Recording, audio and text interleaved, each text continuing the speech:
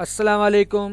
आज की इस वीडियो में जो हम पढ़ेंगे पार्शियल डिफरेंशिएशन चैप्टर है हमारे पास, चैप्टर नंबर 11। जैसे कि आपको मालूम है न्यू बुक में ये चैप्टर इंक्लूड है। और जो हमें पढ़ना है वो कि किस तरह हम फंक्शन को पार्शियली डिफरेंशिएट करेंगे। मेन टॉपिक आज हमारा ये है, जिसमें इंशाल्लाह आज मैं क्वेश्चन नंबर 1 और क्वेश्चन नंबर 2 को कवर करूँगा। तो टाइम ज़ाया किए बगैर मैं स्टार्ट करता हूँ अपना आज का लेक्चर। स्टेप बाय स्टेप आप देखिएगा इस चीज़ को। अगर आपको नॉर्मल डेरिवेटिव का आइडिया है ऑर्डिनरी डेरिवेटिव में, तो फिर आप बासानी इसको क्या कर सकते हैं, ड्राइव कर सकते हैं। बिल्कुल वही कॉन्सेप्ट है, बस यहाँ पर हम विथ रिस्पेक्ट टू एक्स और विथ रिस्पेक्ट टू वाई अलग अलग क्या करेंगे, डिफ्रेंशिएट करेंगे। तो नया कुछ नहीं है, पुराना ही है। बस फ़र्क इतना सा है कि जैसे इस सवाल में हमारे पास दिख रहा है कि एक्स भी है और वाई भी है, यानी कि हमारे पास जब वेरिएबल एक से ज़्यादा हो जाता है तो उसको डिफ्रेंशिएट करने के लिए हम उसको पार्शियली डिफ्रेंशिएट करते हैं। तो जो हम x के लिहाज से डिफ्रेंशिएट करेंगे, तो आप जो काम कांस्टेंट के साथ और कोफिशिएंट के साथ करते हैं वही काम आपको y के साथ करना है। ठीक है, बेसिक काम, इसको समझ लें। कोई भी सवाल आ जाए इसको आप आसानी डिफ्रेंशिएट कर सकते हो।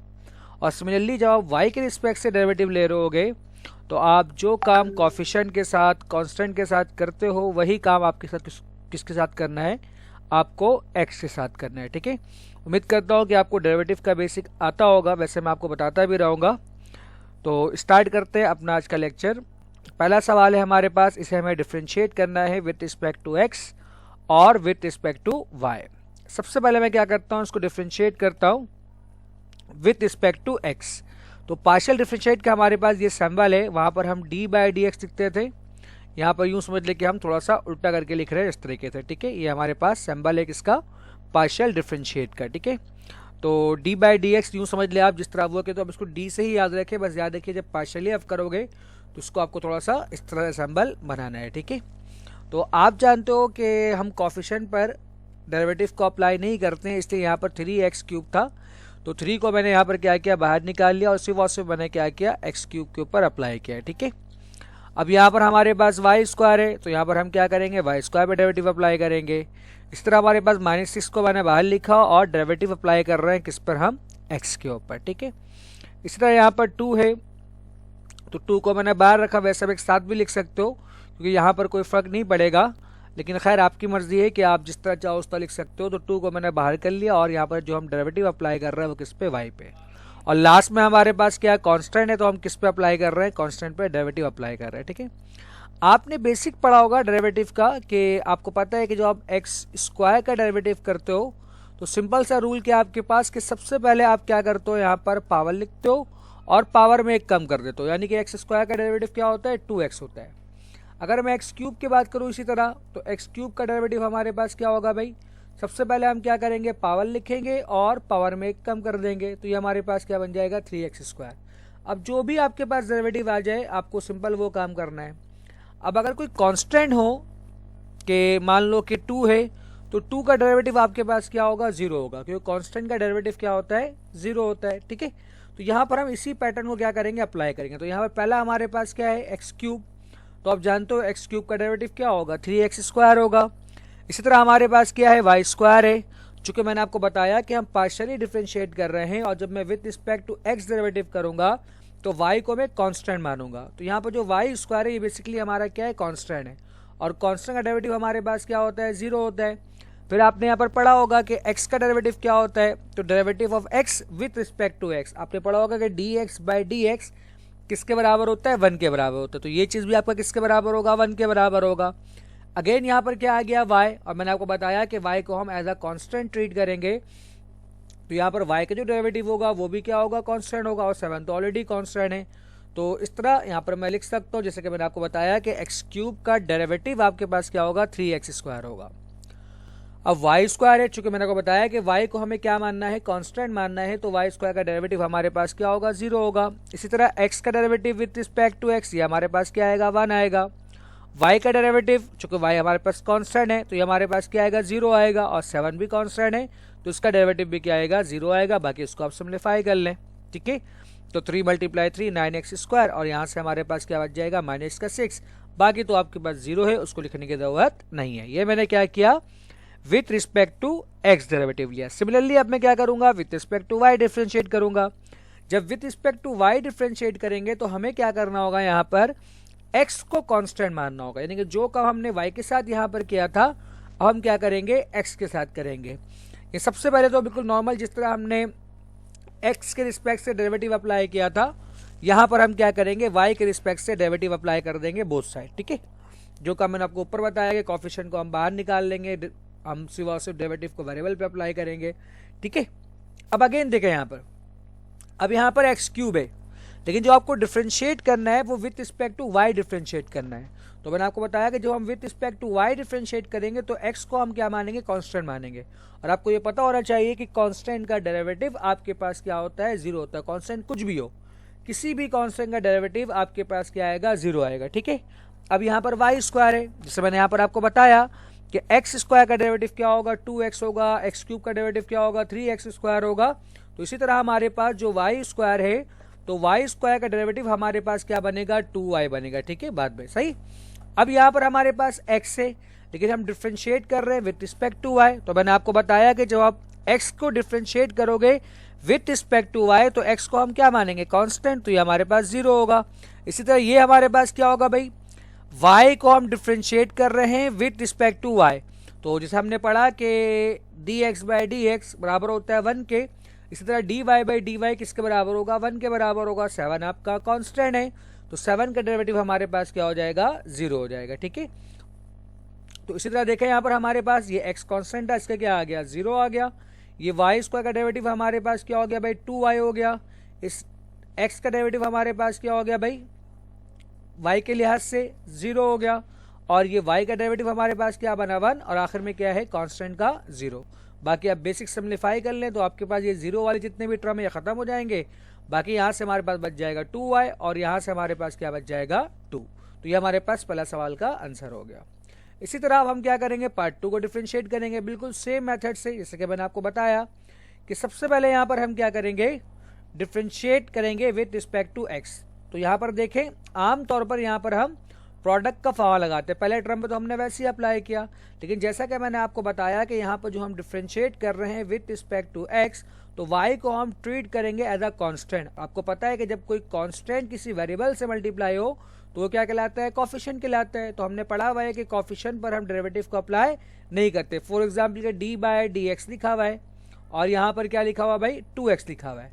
तो 2 तो कांस्टेंट होता है, लेकिन ये 2 इस वेरिएबल से क्या हो रहा है, मल्टीप्लाई हो रहा है। तो उसका मतलब ये 2 अभी यहाँ पर किस तरह बिहेव कर रहा है, कोफिशिएंट की तरह। और हमने पढ़ा है कि कोफिशिएंट को हम डेरिवेटिव से बाहर निकाल लेते हैं, यानी कि 2 डी बाई डी एक्स, और जो हम डेरिवेटिव लेंगे वो किसका हम लेंगे, सिर्फ और सिर्फ एक्स का डेरिवेटिव लेंगे। तो इस तरह हमारे पास, तो इसी वजह का मैंने यहाँ पर क्या किया है, वाई को बाहर निकाल लिया है। तो जो हम डेरिवेटिव ले रहे हैं वो हम क्या कर रहे हैं, सिर्फ और सिर्फ एक्स का डेरिवेटिव लेंगे। ठीक है, सिमिलरली वाई स्क्वायर पे अप्लाई किया, माइनस का 2 कोफिशिएंट है, इसको बाहर रखा, एक्स पर डेरिवेटिव को अप्लाई किया, -2 कोफिशिएंट है, इसको बाहर रखा, डेरिवेटिव किस पे अप्लाई करेंगे, सिर्फ वाई पे। 8 चूंकि आपका कांस्टेंट है, तो अब देखें यहाँ बहुत ध्यान से, एक्स स्क्वायर और with respect to x derivative कर रहे हैं। तो मैंने आपको अभी ऊपर बताया पिछले सवाल में कि एक्स स्क्वायर का डेरिवेटिव क्या होता है, 2x होता है। तो यहाँ पर 2x होगा इसकी जगह पर, और अगर मैं इसकी बात करूँ x का derivative with respect to x, तो ये 1 के बराबर होता है। y चूंकि कांस्टेंट की तरह बिहेव करेगा तो उसका 0 होगा। Del x by del x क्या होता है, आपके पास 1 होता है।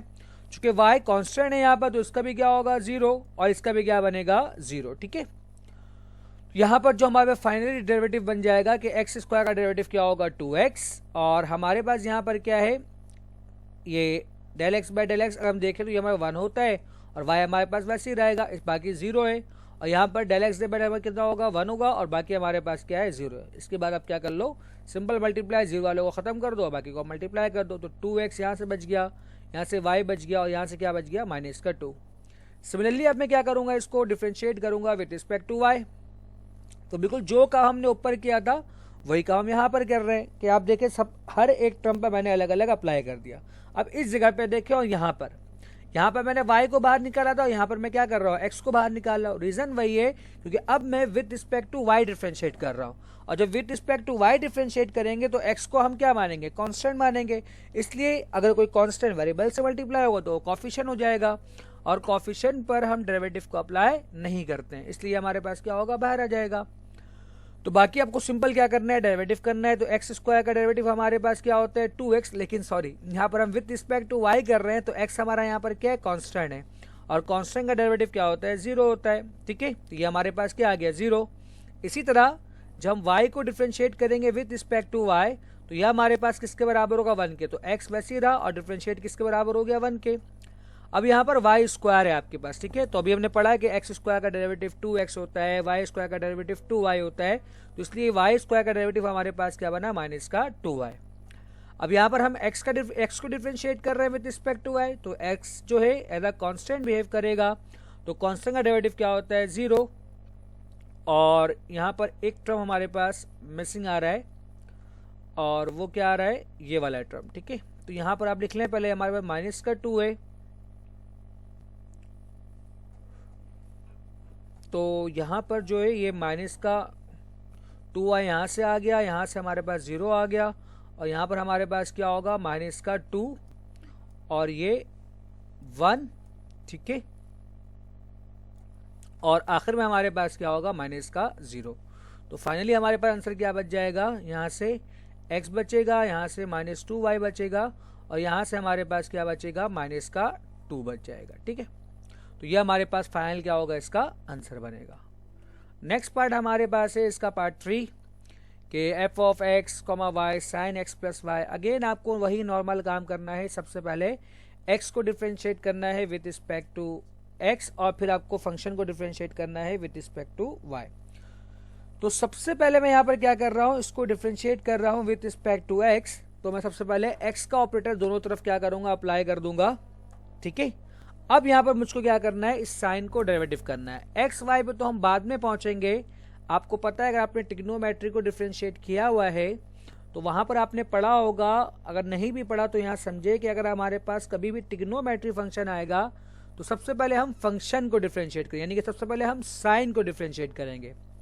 साइन को डिफ्रेंशिएट करने के बाद फिर हम क्या करेंगे, उसके एंगल पर जाएंगे। ठीक है, तो सबसे पहले हमने जो फॉर्मूला पढ़ा है कि साइन का डेरिवेटिव के डी बाय डी एक्स हमारे पास बराबर होता है साइन एक्स, और ये हमारे पास किसके बराबर होता है कॉस एक्स के। ठीक है, यानी कि साइन का डेरिवेटिव क्या होता है कॉस, तो सबसे पहले मैं क्या करूंगा साइन की जगह पर कॉस एक्स प्लस वाई लिख दूंगा एंगल के साथ। और जैसे कि मैंने आपको बताया कि फंक्शन को डिफ्रेंशिएट करने के बाद फिर हमें क्या करना है, उसके एंगल को भी डिफ्रेंशिएट करना है, यानी कि अब मैं क्या करूंगा उसके एंगल को डिफ्रेंशिएट करूंगा। ठीक है, तो अब यहाँ पर एंगल में एक एक्स है और एक वाई है, चूंकि हम डिफ्रेंशिएट कर रहे हैं विथ रिस्पेक्ट टू एक्स, तो विथ रिस्पेक्ट टू एक्स जब मैं एक्स को डिफ्रेंशिएट करूंगा तो उसका आंसर आएगा 1, और जब वाई करूंगा तो उसका क्या आएगा 0, क्योंकि वाई को हम क्या मानेंगे कांस्टेंट मानेंगे। तो बाकी चीज को तो मैं वैसे लिख दूंगा, और यहाँ पर 1 प्लस 0 आपके पास क्या बचेगा 1 को आपको मल्टीप्लाई करवा दो, तो ये हो जाएगा आपके पास with respect to x differentiate. ठीक है, इसी तरह हम क्या करेंगे, इसको डिफ्रेंशिएट करेंगे विथ रिस्पेक्ट टू वाई, तो अब मैं वाई का ऑपरेटर अप्लाई करूंगा बोथ साइड।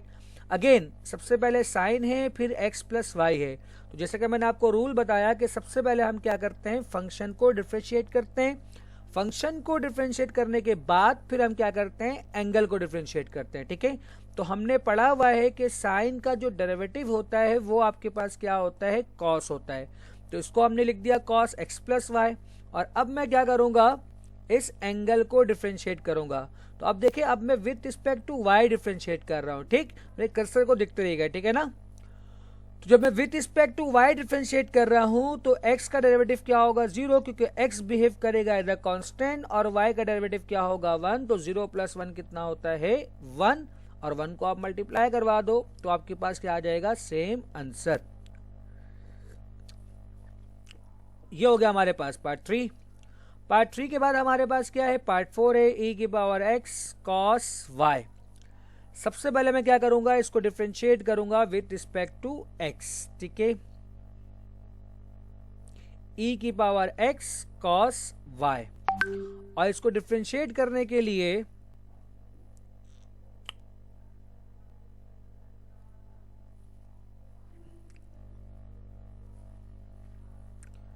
यहां पर देखिए मैंने बाय मिस्टेक एक गलती कर दी कि यहाँ पर मैंने प्रोडक्ट रूल लगा दिया। ठीक है, और जैसे कि मैंने आपको बताया है कि जब हम with respect to x differentiate करते हैं तो हम क्या करते हैं, वाई को कांस्टेंट मानते हैं। तो यहाँ पर बेसिकली जो कॉस वाई है ये बेसिकली आपका बिहेव करना चाहिए कॉफिशिएंट की तरह। तो यहाँ पर सिंपली प्रोडक्ट रूल लगाने की ज़रूरत नहीं है, इसको हम डायरेक्ट भी क्या करेंगे, डिफ्रेंशिएट करेंगे। यानी कि आप सिंपल क्या कर सकते हो यहाँ पर कि चूँकि हम with respect to x differentiate कर रहे हैं तो कॉस को हम क्या करेंगे, बाहर निकाल लेंगे। ठीक है, मैं यहाँ पर इस तरह बताया था यहाँ पर, यानी कि जो सिर्फ और सिर्फ हमें डिफ्रेंशिएट करना है इसको, वो क्या करना है, with respect to x differentiate करना है, यानी कि e की पावर x। ठीक है, तो हम cos y को क्या करेंगे, वैसे लिखेंगे, cos y हमारा वैसे ही आएगा। और ये बात आपने पढ़ा होगा कि e की पावर x का डेरिवेटिव क्या होता है। तो आपने बेसिक में पढ़ा होगा कि d बाय डी एक्स ई की पावर x। तो सबसे पहले हम क्या करते हैं कि जब कभी भी एक्सपोनेंशियल फंक्शन आता है तो उस चीज़ को देख ले बहुत ध्यान से।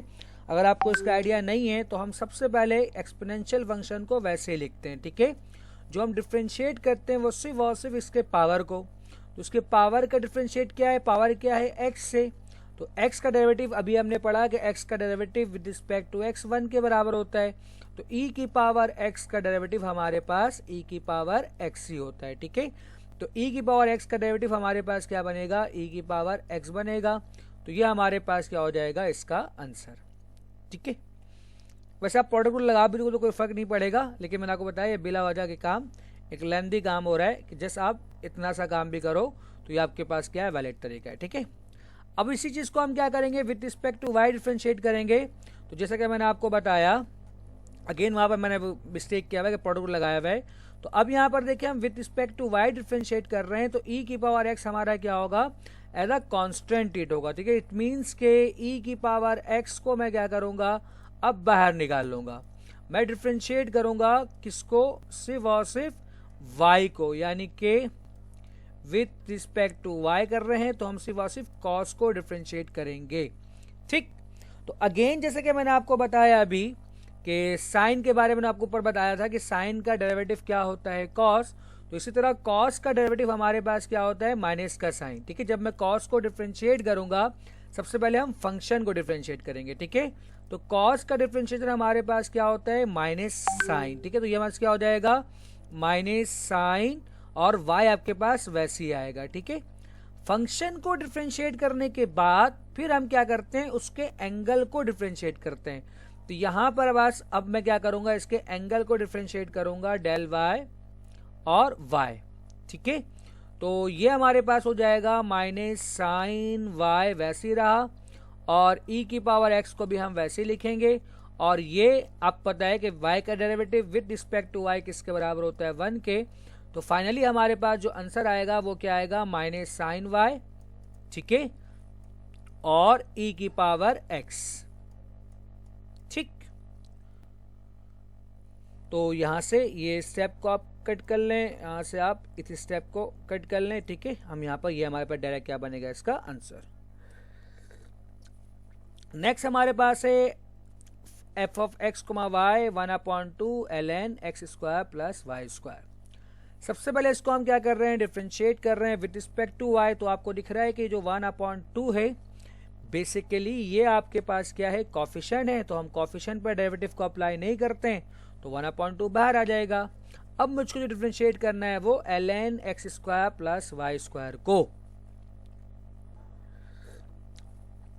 तो आपने पढ़ा हुआ है कि ln के लिए आपने पढ़ा होगा कि जब कभी भी आप किसी ln फंक्शन का डेरिवेटिव लेते हो तो किस तरह लेते हो भाई, जरा सा रिमाइंड याद करो पीछे चीजों को कि ln जब कभी फंक्शन आते हो सबसे पहले ln के साथ जो कुछ भी होता है वो हमारा ln का फंक्शन होता है। ठीक है, तो रूल के मुताबिक सबसे पहले हम 1 फंक्शन लिखते हैं। ठीक है, यानी कि ln के साथ जो कुछ भी होता है सबसे पहले वो 1 के फॉर्म में आता है। ठीक है, और ये करने के बाद फिर हम डेरिवेटिव लेते हैं ln के साथ जो भी फंक्शन है। ये आपका ln का बेसिक रूल है। ठीक है, वैसे आपको पता होगा, जिन बच्चों को नहीं पता उनके लिए मैंने आपको ये बताया। तो यहाँ पर देखिए ln के साथ जो फंक्शन है वो क्या है, x square plus y square. तो मैंने आपको अभी बताया कि सबसे पहले हम इसे डिनोमिनेटर में लिखेंगे। ऑलरेडी पहले से 2 है तो यहाँ पर कौन आ जाएगा, x square plus y square. हमें जो डिफ्रेंशिएट करना है वो सिर्फ और सिर्फ इस चीज को डिफ्रेंशिएट करना है। अब आपको देखना है कि आप x के रिस्पेक्ट से डिफ्रेंशिएट कर रहे हो या y के रिस्पेक्ट से डिफ्रेंशिएट कर रहे हो। तो हमें दिख रहा है कि हम x के रिस्पेक्ट से क्या कर रहे हैं, इसको डिफ्रेंशिएट कर रहे हैं। यानी कि सिर्फ और सिर्फ मैं इसको डिफ्रेंशिएट करूँ तो एक्स स्क्वायर का डेरिवेटिव क्या होता है, अभी हमने पढ़ा कि एक्स स्क्वायर का डेरिवेटिव होता है 2x। चूंकि हम x के रिस्पेक्ट से डिफ्रेंशिएट कर रहे हैं तो y का डेरिवेटिव हमारे पास क्या आना चाहिए, 0। तो यहाँ पर हमारे पास सिर्फ और सिर्फ क्या बचेगा, इसका डेरिवेटिव 2x। तो यहाँ से ये 2 से ये 2 आपका क्या हो जाएगा, कैंसिल। x को आप 1 से मल्टीप्लाई करवा दो तो आपके पास क्या बन जाएगा, x by x square plus y square. Similarly अब मैं y के रिस्पेक्ट से डिफरेंशिएट करूंगा तो 1/2 जिससे मैंने ऊपर बाहर निकाल लिया तो यहाँ पर मैं क्या करूंगा, 1/2 को बाहर निकाल लूंगा। अब हमारे पास क्या बचा, ln x square plus y square. तो ln के लिए मैंने आपको बताया, अभी बताया, कुछ देर पहले बताया कि जब कभी भी ln आता है तो ln के साथ जो भी फंक्शन होता है, अगेन यहाँ पर सेम फंक्शन है तो उस फंक्शन को हम सबसे पहले डिनोमिनेटर में लिखते हैं और जो हम डेरिवेटिव लेते हैं वो सिर्फ फंक्शन का, यानी कि x square plus y square का। अब चूंकि हम y के रिस्पेक्ट से डिफरेंशिएट कर रहे हैं तो x हमारा कांस्टेंट बिहेव होगा तो इसका डेरिवेटिव क्या हो जाएगा, 0। और y का डेरिवेटिव क्या होता है, 2y। तो अगला स्टेप में हमारे पास क्या आ जाएगा, 2y। तो अगेन ये 2 से 2 आपके पास क्या होगा, कैंसिल। y को आप 1 से मल्टीप्लाई करवा दो तो आपके पास क्या बन जाएगा, y upon x square plus y square. आज का हमारा आखिरी क्वेश्चन यहाँ पर देखें, सिंपल, हमें आपको काफी समझा चुका हूं इसलिए मैंने यहाँ पर आप डायरेक्ट लिख दिया ताकि जल्दी खत्म कर दें। The volume of the cone is given by formula v equal to 1/3 pi r square h. Differentiate v with respect to their independent variable. अब यहाँ पर जो आपका वॉल्यूम है, वॉल्यूम किन किन चीजों पर डिपेंड करता है, ठीक है, वॉल्यूम डिपेंड करता है जो किस पे, रेडियस पे और हाइट पर। रेडियस चेंज होने से वॉल्यूम चेंज होगा, हाइट चेंज होने से वॉल्यूम चेंज होगा। तो इसलिए यहाँ पर जो इंडिपेंडेंट वेरिएबल है वो हमारे पास 2 हैं, एक h है और दूसरा हमारे पास क्या है, r है। तो differentiate with respect to h।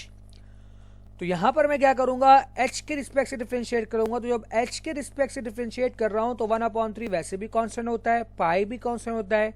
जब मैं h के रिस्पेक्ट से करूंगा तो आपको पता है कि r को मैं क्या मानूंगा, कांस्टेंट।